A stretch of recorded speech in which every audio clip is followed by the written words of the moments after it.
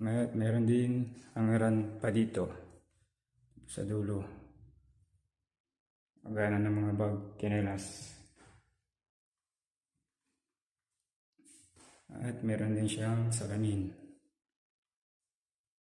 Labas po yan, guys. At ito naman ang kanyang drawer.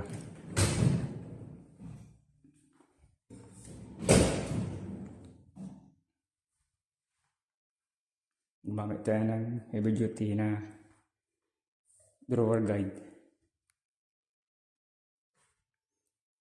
Gumamit tayo ng glossy white na ECP. At meron na siyang handle para madali buksan. So, yun guys. Tapos na.